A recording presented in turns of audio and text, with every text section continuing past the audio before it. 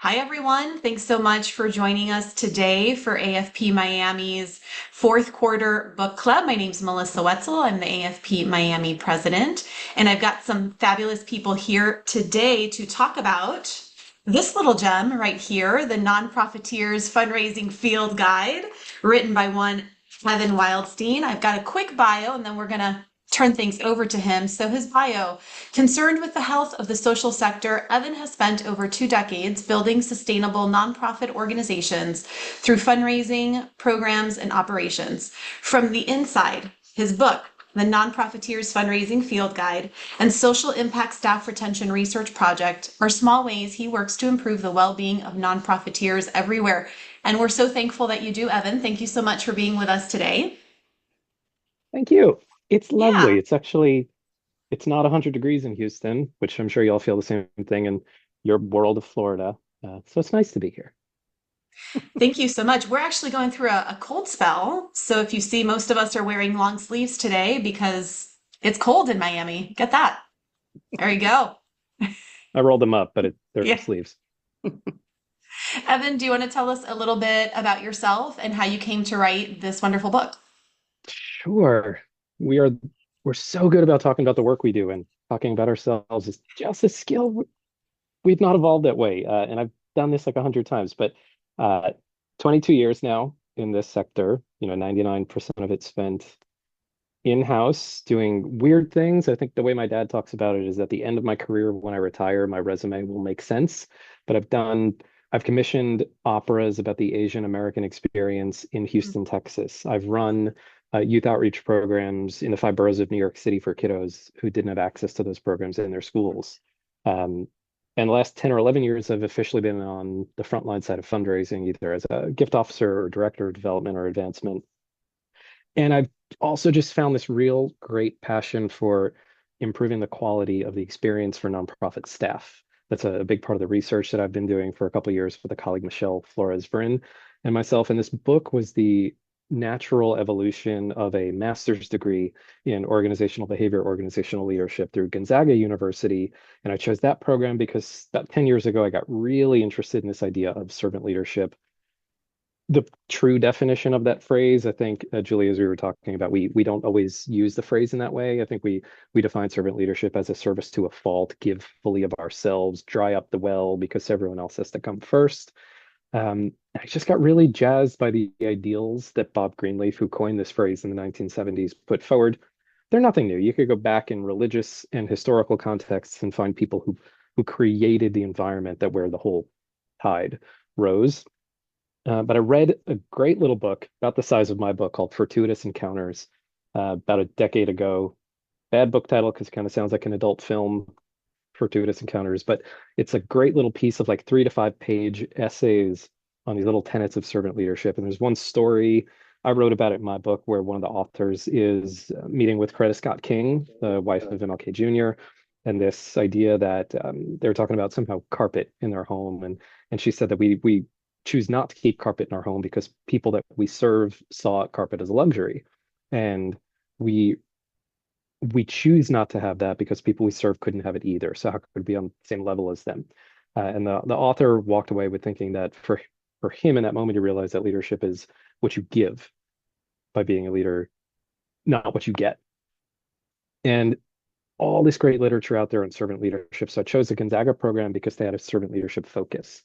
And it was led by one of the Larry Spears, who's become a friend of mine. He ran the Bob Greenleaf Center for Servant Leadership for a long time.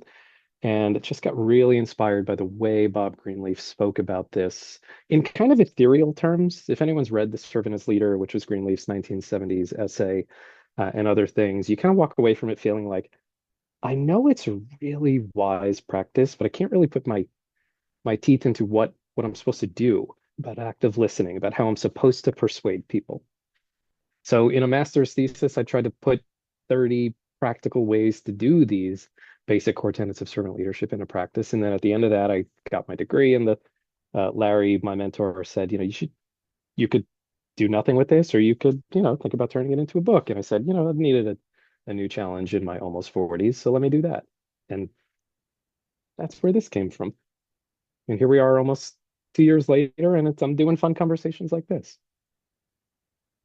Yeah, we're so happy to have you here with us, and we're gonna dig into the 10 core characteristics. Yes, we're gonna have fun with all of this and talk about again the practical ways to engage. Yes, I've got notes. yes, yes, we're gonna get into it. But first, let's take it back a little bit. So, can you share your definition of what a nonprofiteer is?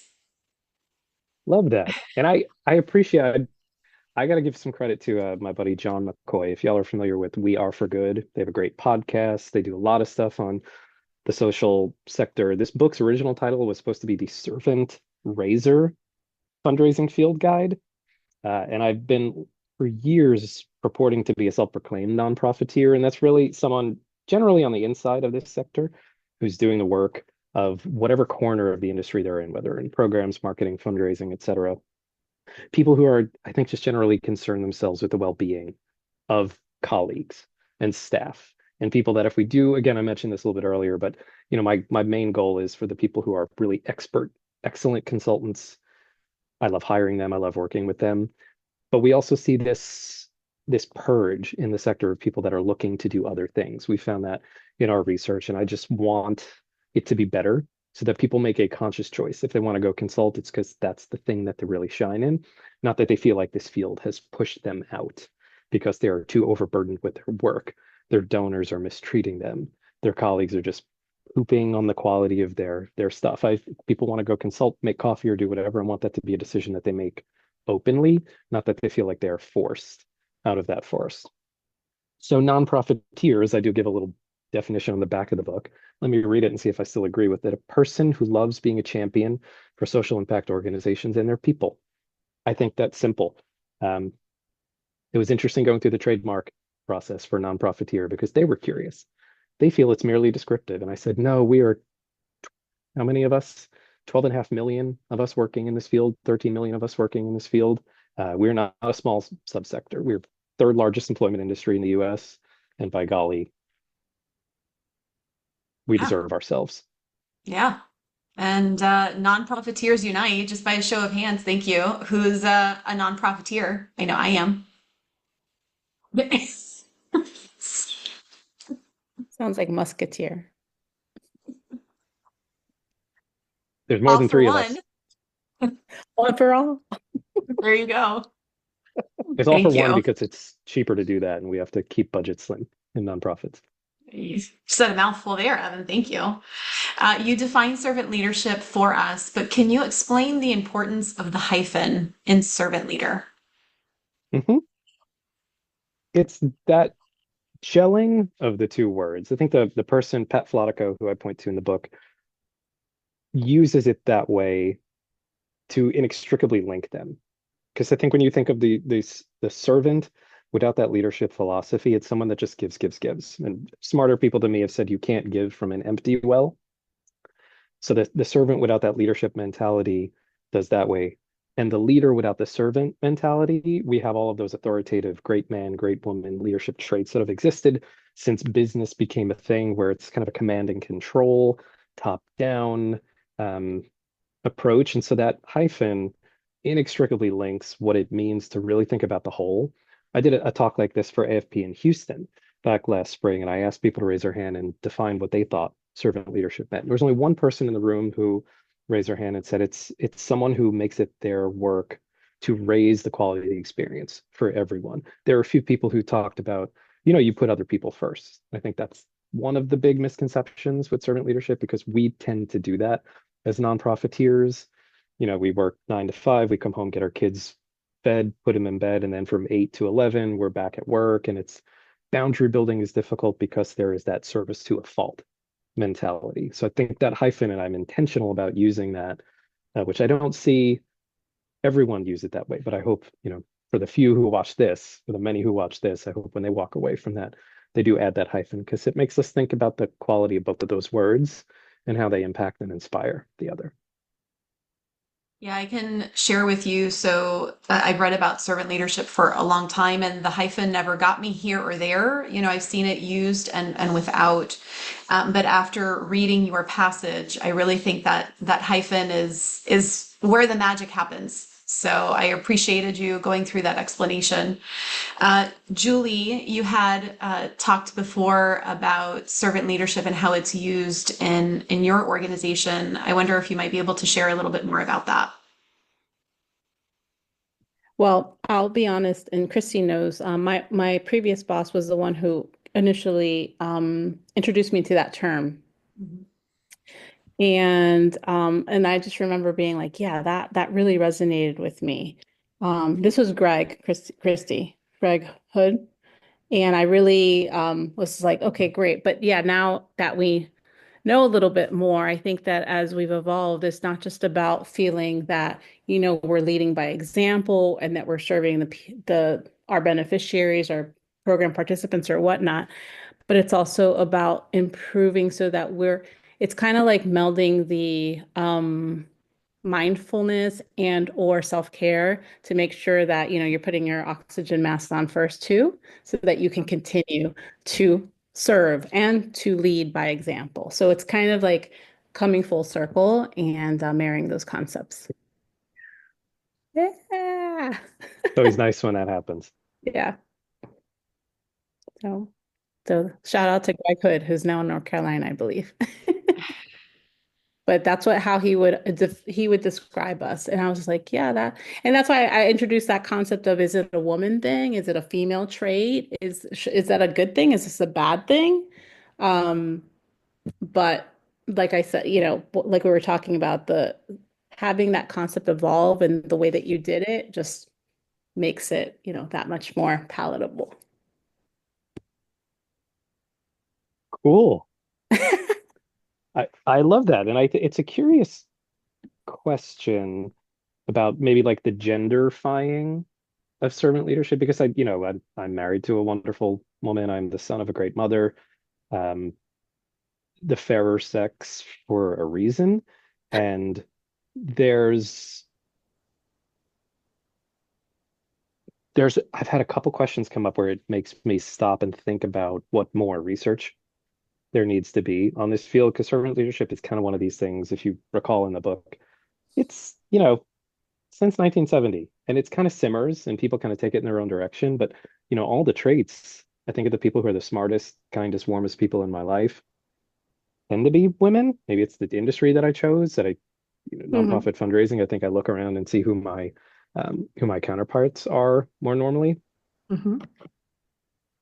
I When think you too, being proximate and being vulnerable enough to be proximate and open your eyes to the populations you're serving is what makes people servant leaders as well. Because I think without, the big discussion here with the hyphen, I think without understanding where somebody's journey puts them mentally, physically, and emotionally, and being trauma informed, responsive about that, we can't lead, right? Because you can't lead somebody or lead a population to a better solution for the challenges they're facing if we're not willing to get in the mud. Um, you know, you gotta get in, and you roll up your sleeves and really swim in it to understand it. And so I think that also is what makes, from what I've seen, regardless of gender, is what makes um leaders servant leaders, because they're willing to actually have conversations with the person they're trying to serve.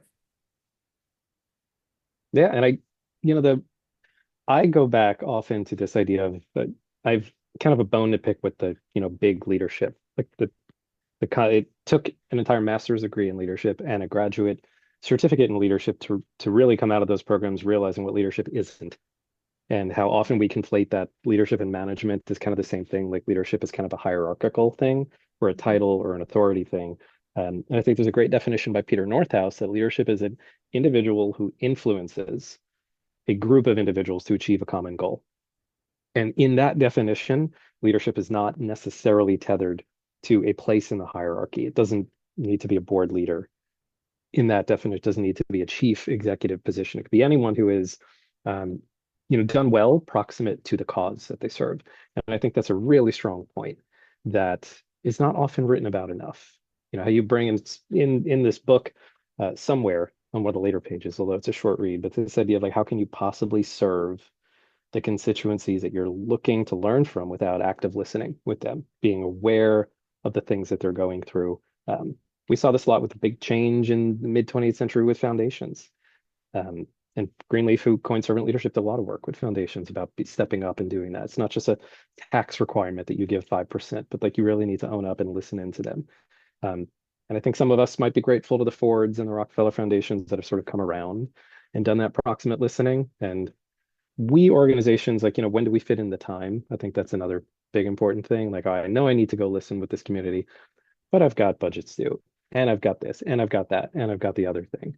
Um, Boundary setting, I think, is a really important part of servant leadership too.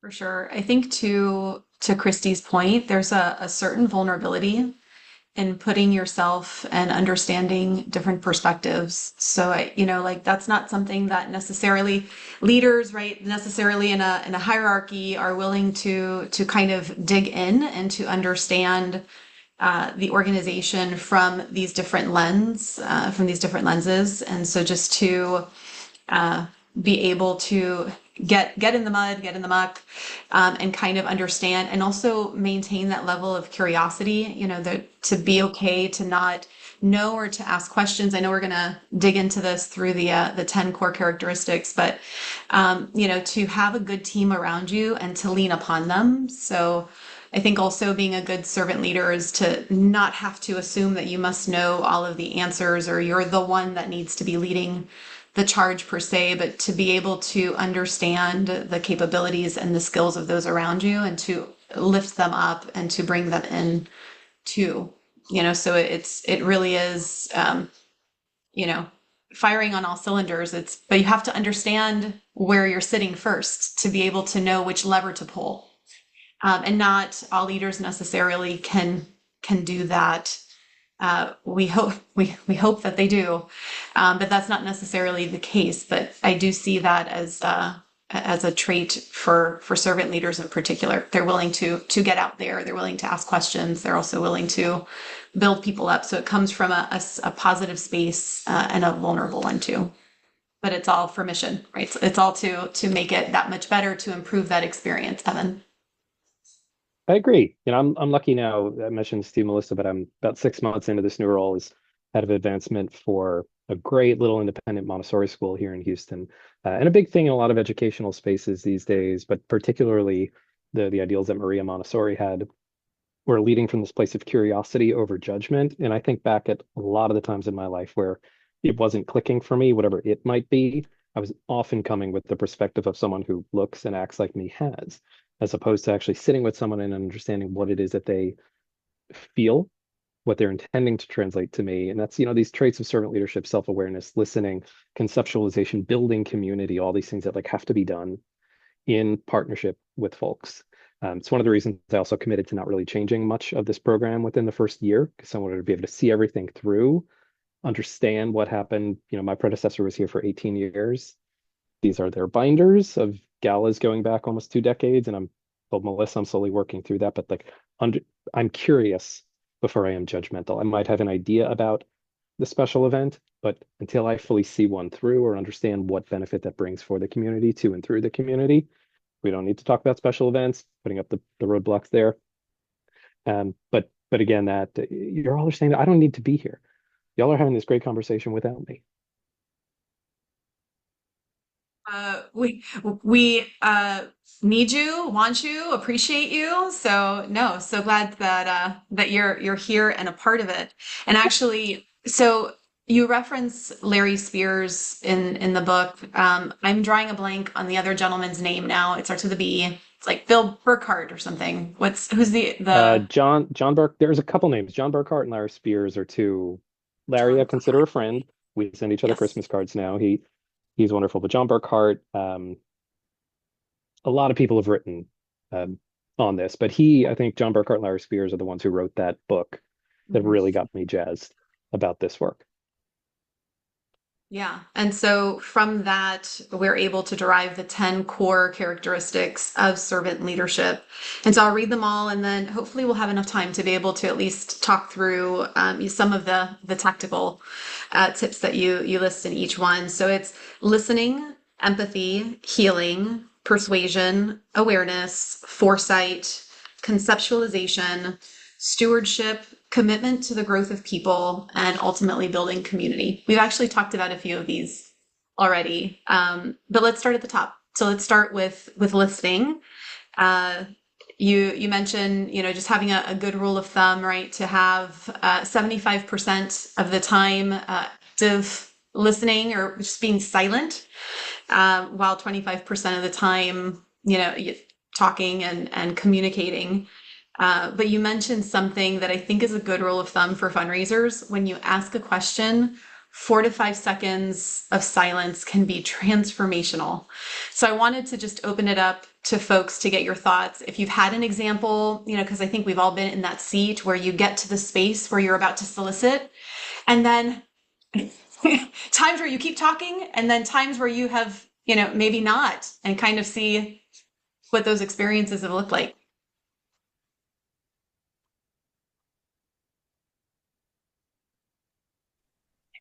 My second. Okay. See what you did there. Touche, Julie. Thank you.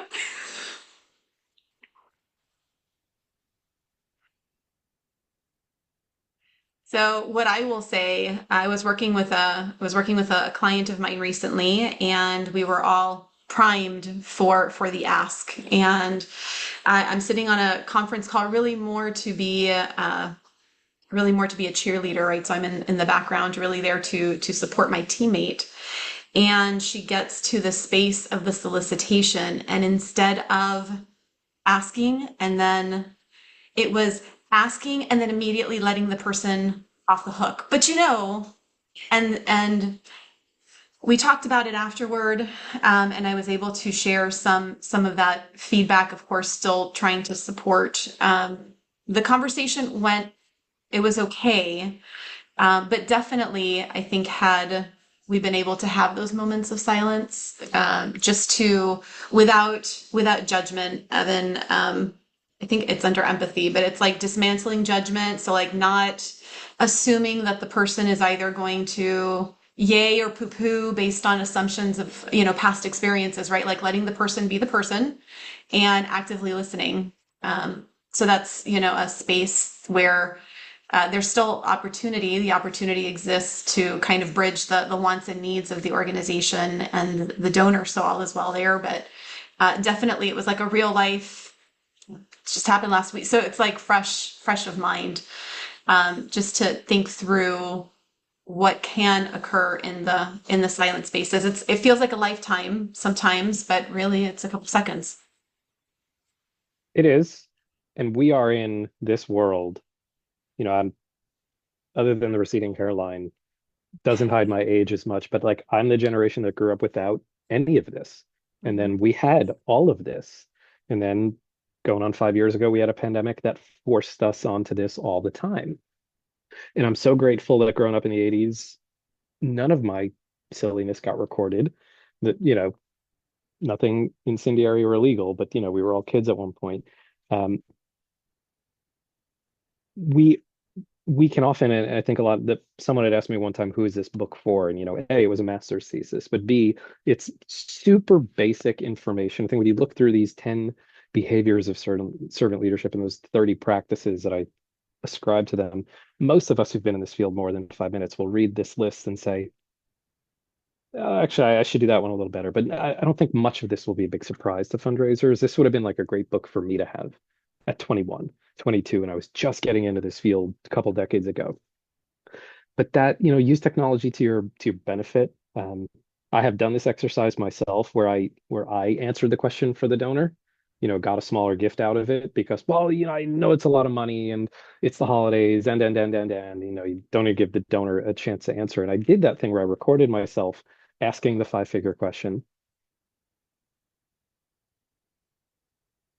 And it was so hard in the moment. You watch that playback and you go, 5 seconds is a lifetime. It takes like 1 to 2 seconds, I think the science says, for like the hairs in your ear to receive the information. Your brain needs another half a second or so to process it. And you're asking someone to part with like a month's salary for some people, and you're going to go ahead and just stumble upon that. It's We're in this phase now where silence and awkwardness. I'm thinking about our niece who always has a headphone in because this generation can't not be tethered to something. Like we'll be in conversation and she tells me there's music playing in one ear. There's a great book by Rapt, Winifred Gallagher, who tells us that the human brain functionally is not set up to multitask. And so we think we can do two things at once, like have a conversation, watch a podcast, have two screens on with subtitles, and also have an ear pod in. I know I'm getting off topic here, but like we can't. About 10,000 more years will be evolutionarily ready for that. None of us will be here, and the planet will be in whatever shape it's in. But that active listening part, which Greenleaf, we have these 10 traits of servant leadership only because Bob Greenleaf wrote a bunch of cool stuff and Larry Spears spent the time figuring out what 10 things he wrote about the most. That's our Bible. First, that's our Quran for servant leadership, whatever, literature you ascribe to. And listening for him, a true natural servant, he said, responds to any problem by listening first. It's that curiosity over judgment thing. Greenleaf was a smart dude. He's one of the two or three I'd love to have a cup of tea with. No longer with us. Freddie Mercury is one of the others, in case anyone was curious. But that listening thing, and I don't think we give enough credit to it. And fundraisers will always say, oh, we need to be active listeners, generative listeners. And I don't really think many of us know what we mean when we say that. I am a chatterbox, as you can tell. I've had 3 cups of coffee. That doesn't help. But that space where that silencing you're mentioning, Melissa, there's another great line in this book that I stole from Greenleaf. In saying what I have in mind, will I really improve on the silence? It's written on my board over there. I have to remind myself of that. Not everything needs a comment. If you've asked a great, big, expensive question of a donor, give them add some gratitude to that, to give them the credit to be able to think about it. Who knows? They could say a lot of my major gifts in my career have come from asking the big question, and they go, is that enough to do what you need to do? None of these 6-figure, because I've never actually raised 7-figure from an individual. They've all been 6 figures, but none of them came from me asking for that amount. It came from me doing my research with the prospect researcher and going back through all the notes. And HCAD is our home evaluation system here, and coming in with all the information I thought I needed. And because I and our CEOs and executive directors did such a good job with the case, they say, I don't think 50,000 is going to do what you think it's going to do. How about we do blank? And not that that's happened 1,000 times, but it's happened enough where, okay, active listening.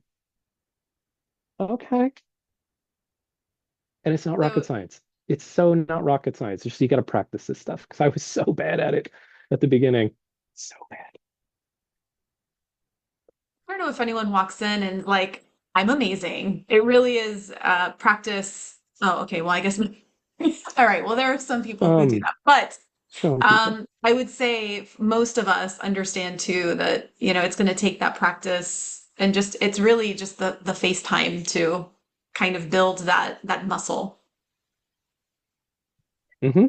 One Yeah. of the things I thought was interesting, that is one of the core values is healing. And so I think that's one of the things where people are really, we're just starting to scratch the surface on what that means, because it took me a long time to realize that being in the nonprofit world, that I wasn't saving people, right? That I serve a role that allows them to further their journey in a positive way, in a non-traumatic way for them, right? That essentially is the role that I play. However, I think sometimes when we're working with different populations, it's like, oh, we got to do this because I got to save that family and they're calling me. And I think that trauma that gets transferred, Mm. um, is something that we have to talk about, not only healing those that were serving, but healing ourselves. And it took me that took me a long time. And I wish trauma-informed programming had been around 20 years ago, because one, I would have been less traumatized. and two, I would have been more effective, right? Because it's not being proximate to somebody and understanding their journey. It's not taking on something that's not sustainable for you to do.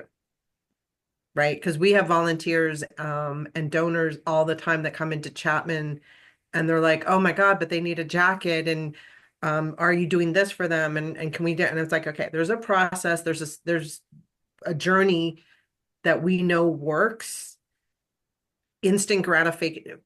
So I can go down that rabbit hole, but the whole point was I just think that's such a key thing that we're just now talking about in this world. And if we don't have it, there's a difference between passion and being inspired, and being way too close to the trauma that you're trying to help solve or help get people out of. So It is a way powerful concept that really that strikes a chord, I think, with so many of us.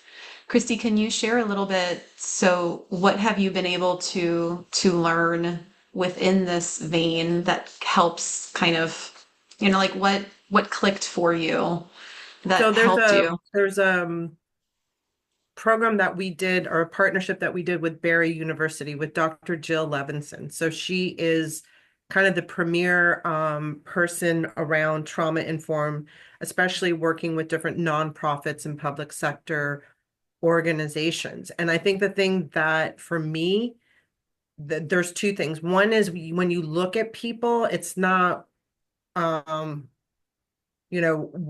why are you like that? It's more like, what happened to you? What caused you to arrive where you are in this moment, angry, mean, self-sabotaging?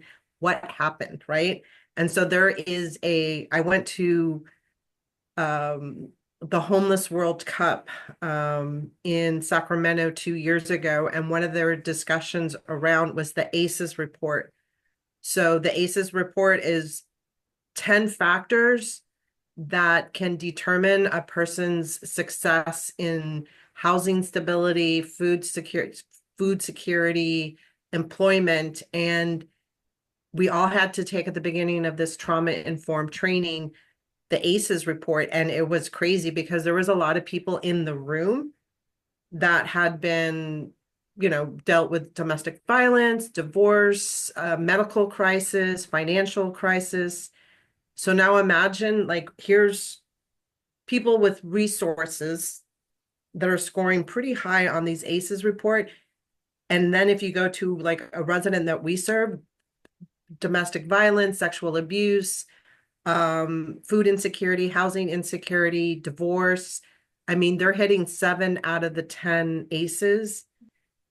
Now we understand what we got to battle, right? Now we know now we are truly informed to know what we're dealing with, because we can all come up with these great innovative ideas, but if we don't realize that we don't meet the person where they're at. So for instance, we have a resident or a person that comes in off the streets. They've just come from the trauma of living on the streets. So God knows what they've been exposed to. We're dealing with that. And then they immediately come in and we've got 3 months to get them out into permanent housing. They got to get a job. They got to get their documentation. It is unbelievable the challenges that they have to go through without self-sabotaging. So it's just being super aware of, is the solution we're providing really trauma informed? Is it plausible for somebody to find permanent housing and sustain it if they're still dealing with drug addiction, if they're still dealing with sexual abuse, if they're still dealing with mental? So for us, it's we're also changing the way that we look at Chapman. So the entire external buildings, we're being less institutional. We're having signage that's motivational.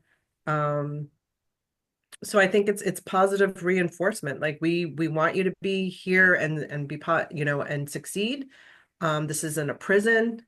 It is communal living, but we are going to make it as, serve you with dignity and respect. So I just knew for me, the wake up call was, and Julie, you run into, like, in the task with big brothers, big sisters, you run into these stories and it just breaks your heart. And knowing that it's okay, it hurts to hear some of this trauma and tragedy, but you're part of the solution that's making it better. And you don't have to absorb it all, and you can't. And it doesn't help the person that you're serving to absorb that pain or that trauma. That we're not equipped to do that as development professionals or marketing and communications leaders. That's not our role. So I loved it. And Oprah Winfrey was trauma trained years ago, and she said once you become trained, you can't unsee the trauma in other people, and it is 100% true because it teaches you how to read language patterns and a lot of other things. So I immediately, when working with a staff member, a resident, my family, I'm like, oh, okay, here we go. Like, and I'm much more aware and just, okay, let me not trigger this, right? Let me be aware of what's happening here. And it helps to create a higher level and elevation of emotional intelligence, where people are trauma informed.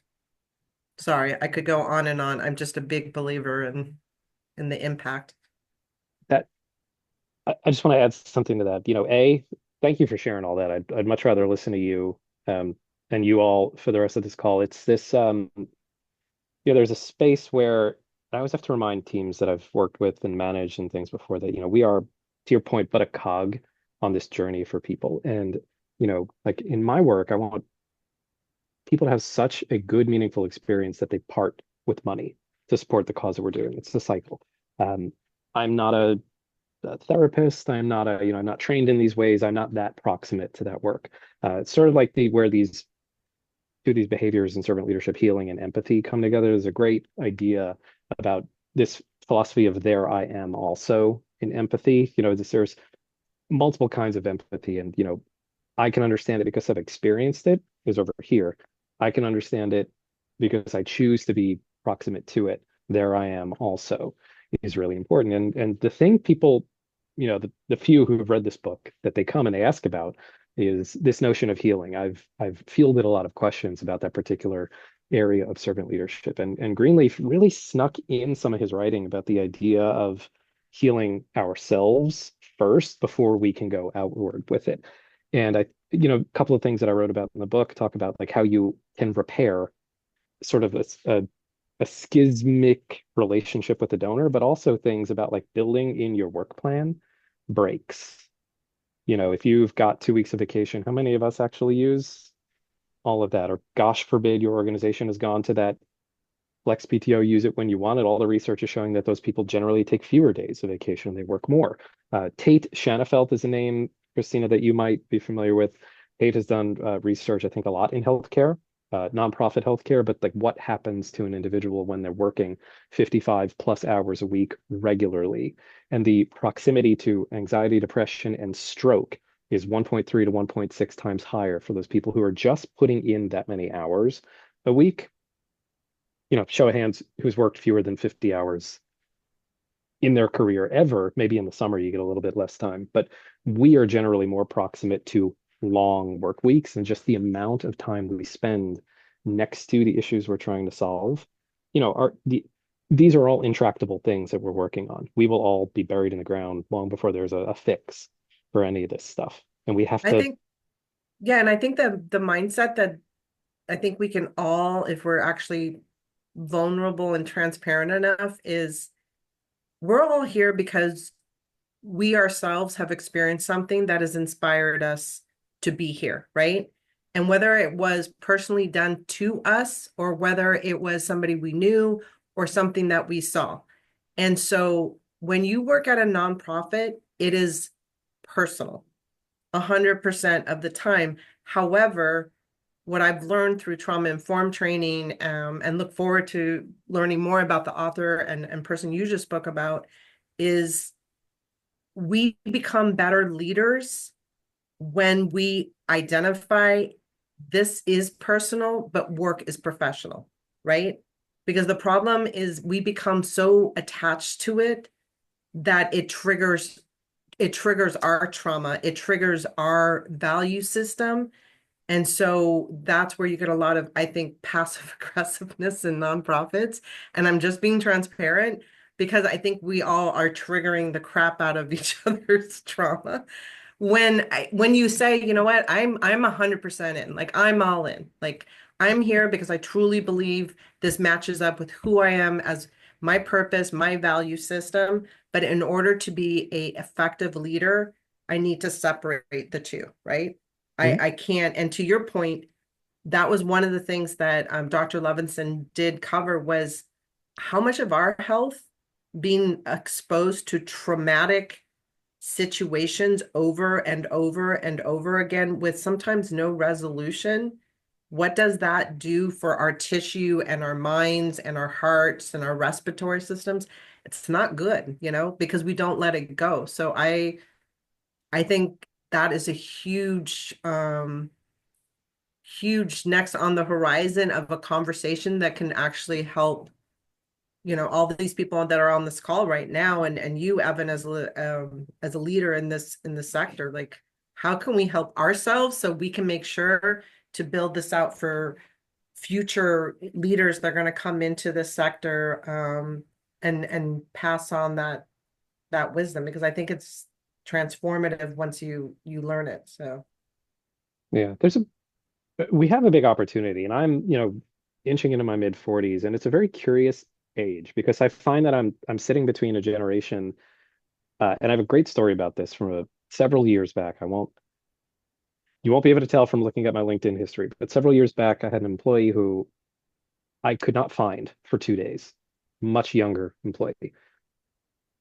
Thought they got hit by a car. Thought they got like it was truly no one could find this person. It's 2 full days, not responding to emails, texts, or anything like that. And then just kind of showed up on the third day.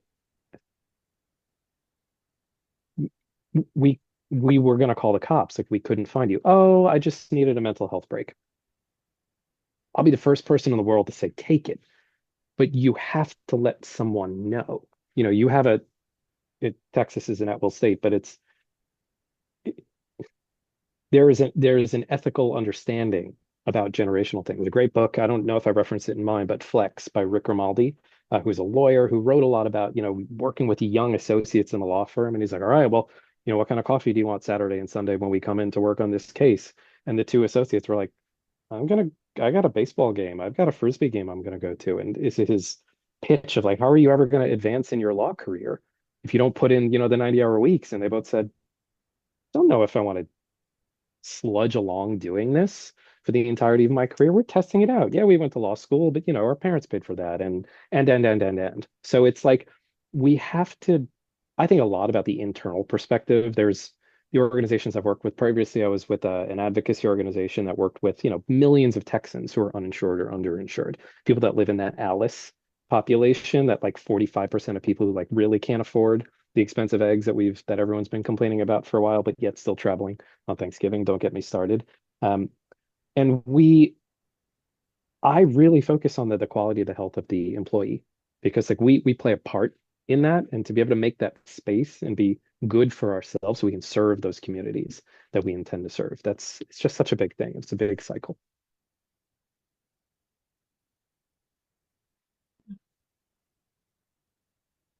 Wow, I'm overwhelmed in the best possible way. Like what incredible, like deep, profound conversations we've had. Our time is nearly up. Our time is already, almost out here. But I'm just curious, Evan, based on our conversations today, we really were only able to touch, just a few of the core principles here. There's so much more in this, again, like beautiful gem that is your book. But is there anything that, based on our conversations that you'd like to leave us with as far as what we can do on the front line to, continue to put our best foot forward for ourselves, for our organizations, for our communities? We would need another few weeks of conversation. I do want to hopefully inspire people to go back and read Bob Greenleaf's essay if they haven't. He wrote it in 1970. It was a very weird time. I kind of think his codification of servant leadership could have really only happened at that moment in time.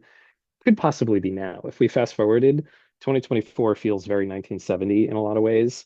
Um, but it's a short essay. It's not really a book, and you could probably find like a free PDF copy online. But it really changed my life, and it helped me think about getting out of my own way a lot. And that's one of my big takeaways of servant leadership. It put me in the vantage point of realizing that there was a bigger we around me. And of course, I want to encourage people, to buy the book for the 6 cents that I get from every book sale. Yay. But I don't actually know what the number is. It's low. But it is a quick read. It's like 70 or 80 pages of context. And think about, as you let the ideals of listening and conceptualization and stewardship, there is a servant leader trait called stewardship, which I know all of our fundraisers and Marcom people will love. As that washes over you, think about, these little practical things that you can make space for and really help yourself prioritize. Because it's sort of like in good marketing. If your audience is everyone, then your audience won't be anyone. And so the same way, like we can't serve absolutely everyone. We've got, go back to your job description. Think about where your skills line up with your values and if you're in the right place, and how you can best serve. I think that's the whole thing of servant leadership for me. It helped me unpack, master's degree in leadership helped me understand what leadership isn't, and writing a book about servant leadership helped me understand where I don't have skill and what I need to lean into more. And I don't think one ever gets there. I think servant leaders, there's a book, Servant Leaders in Training, and that's kind of like how I feel we all are. We never quite get there, but we're always working at it. Very well said, Evan. Perfect. Thank you so very much. I tried to jot down the books, the essay, of course, by Bob Greenleaf, the We Are for Good podcast, Fortuitous Encounters. I tried to jot all this down, so I'll be able to share some notes for those that were here today, and then for those who want to learn more as well, so we can share all of those beautiful nuggets, as well as for folks to pick up their copy of the Nonprofiteer Fundraising Field Guide. Evan, thank you so much for being here with AFP Miami. It was such a pleasure. Thanks for having me. Y'all are great. Great. Thank you. Thank you. Thank you so much. We'll keep talking, guys, but for now, have a great one. You too. Thank you. Thanks, everyone. Bye.